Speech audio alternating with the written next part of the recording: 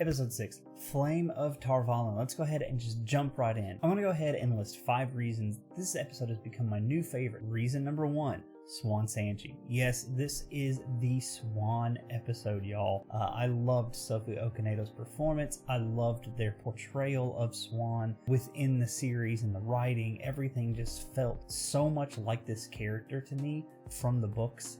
I mean, we even get to see her from a small girl in Tyr in the cold open.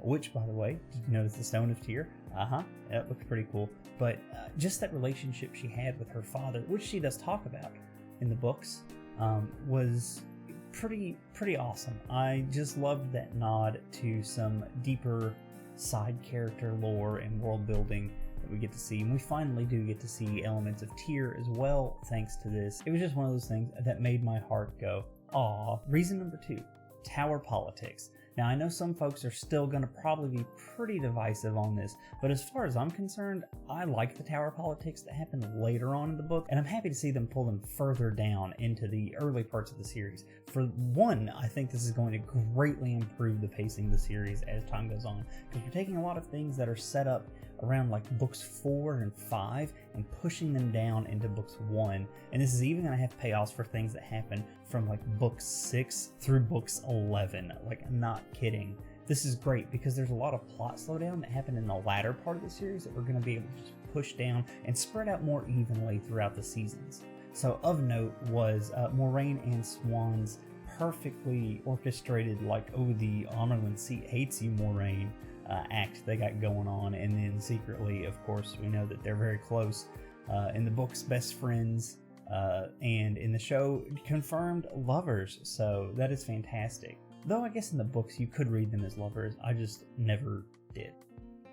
Alright, so the third reason that this episode has replaced number 4 is my favorite, is we just get to see everyone slowly coming back together into one big group, right? Like, throughout the episode, Moiraine travels to each pair of individuals and then talks with Naive separately, and we get to see her get us ready, the viewers, for them to come back together and have that reunion that does ultimately occur at the end. It was just nice, and there was a lot of little world building things that happened throughout some of those moments that we got to see, and, you know, Moiraine got to kind of catch up on what they've been doing. So it's just been nice to have that slower pace for the Emmons Fielders while things are moving at a slightly faster and more dangerous pace for Moiraine.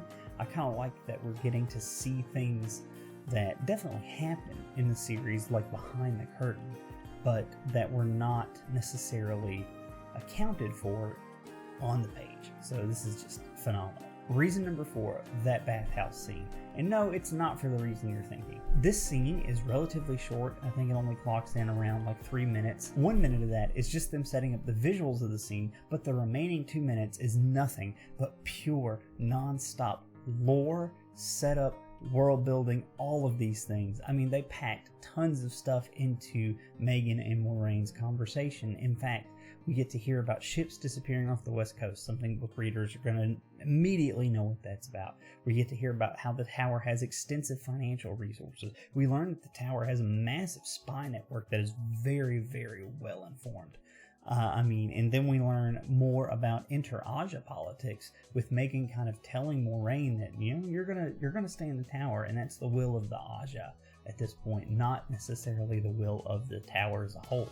So that conversation in such a short amount of time packs in such a large amount of information, and there's just layers and layers to everything they're doing. The detail in these episodes, I've said it in multiple videos, but it's just phenomenal. As a book reader, I'm very appreciative of what they've done here. Alright, last but not least, number 5. This one is probably one of my favorite scenes in the entire episode, and it starts, I count this one as starting, when Moiraine brings Gleemen and Naive back together for the first time. It's very touching, it's very moving, but there's also like a funny quip Moiraine makes where she says to Naive, Swan Sanchi waits for one woman and you are not her. And oh boy, that was a good belly laugh from me, to be honest. Yeah, Moiraine was on fire this episode. And then continuing on with this scene when they actually go to meet Swan, the interaction between Swan and Egwene and Nynaeve is just endlessly entertaining. From Egwene thinking that when she's talking about the most powerful channeler the tower's seen in 1,000 years, she's like, ooh, that's me. And then it's Nynaeve, and she's like, what? To Nynaeve being Two Rivers stubborn right back to Swan, thinking that she's some noble lady and not knowing of her humble origins. Everything in that scene was fantastic. I loved how well that Madeline and Zoe were able to act across from Sophie Okonedo. It kind of is this real world mirror, right? Like to these two young characters, we have these two young actresses acting across from both Rosamund Pike and Sophie Okonedo, very esteemed actresses in their careers. So we have a mirroring of real world situations in the art that they're creating, and it's just phenomenal. And I get the sense that they kind of fed off of some of that energy in this scene, and at least I felt this. So yeah, it was just a phenomenal scene, and I can't wait to get more like it. And of course, honorable mention, because I can't just have 5, we gotta have one more. Episode 6 things. And that's going to be the very end when everyone comes back together and they meet up.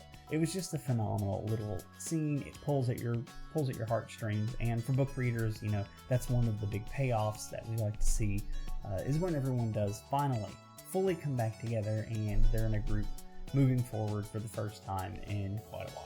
So if you liked this video, if you liked what I've said here, please consider checking out some of my other videos. I have some from last week's episode if you want to go over there and check that out. Be sure to peruse the channel, subscribe if you like what you're seeing, and I will catch you next time.